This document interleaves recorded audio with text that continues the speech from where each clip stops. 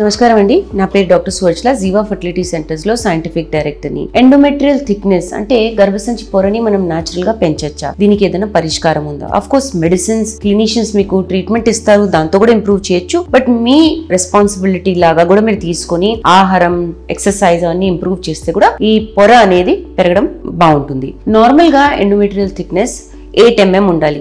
ఈ 8 mm ఉన్న endometrial thickness లో బ్లడ్ ఫ్లో బాగుంటుంది. దానివల్ల పిండం అక్కడ చేరినప్పుడు అతికి ప్రెగ్నెన్సీ ఛాన్సెస్ ఇంప్రూవ్ అవుతాయి. సో ఇది నార్మల్ ఉండగా తక్కువ ఉంటే మంచిది కాదు. సో ఇంప్రూవ్ చేయడానికి న్యాచురల్ గా ఆహారం ఇంప్రూవ్ చేయడం చాలా మంచిది. ఈస్ట్రోజన్ అనే హార్మోన్ కొన్ని ఫుడ్ ప్రొడక్ట్స్ లో ఉంటాయి. ఇవి మీరు కన్జ్యూమ్ చేస్తే ఈస్ట్రోజన్ మీ బాడీలో ఎక్కువై ఎండోమెట్రియల్ లైనింగ్ కూడా పెరుగుతుంది. అవి ఎలాంటివి అంటే ఫ్లాక్స్ సీడ్స్, సోయా సీడ్స్ అంటారు, సెసమే అంటే నువ్వులు, ఇవన్నీ కూడా మీరు ఇంక్లూడ్ చేస్తారనుకోండి మీ ఆహారంలో. అలాంటప్పుడు ఈస్ట్రోజన్ ఎక్కువై బాడీలో ఎండోమెట్రియం కి, గర్భసంచి లైనింగ్ కి బ్లడ్ ఫ్లో ఇంప్రూవ్ అవుతుంది. నెక్స్ట్ విటమిన్ ఈ ను L-ఆర్జినిన్ అనే విటమిన్స్, ఇవి కూడా చాలా మంచివి. అమైనో యాసిడ్స్ కూడా అంటారు వీటిని. ఇవి నట్స్ లో, సీడ్స్ లో, ఆకుకూరల్లో చాలా ఉంటాయి. సో ఇవి కూడా కన్స్యూమ్ చేయడం చాలా మంచిది. omega-3 ఫ్యాటీ యాసిడ్స్ చేపల్లో, వాల్నట్స్ లో లేదా చియా సీడ్స్ లో, తులసి గింజలు ఉంటాయి చూడండి, వాటిలో చాలా ఉంటాయి. సో ఇవి కూడా తీసుకుంటే మీ గర్భసంచి పొరకి చాలా మంచిది. సో ఆహారం పరంగా ఇవైతే ఎక్సర్సైజ్ కూడా చాలా ఇంపార్టెంట్. ఎక్సర్సైజ్ లో మీరు కార్డియో చేయండి, యోగా చేయండి, ఇలాంటి ఫిట్నెస్ లైట్ ఎక్సర్సైజ్ చేయగలిగితే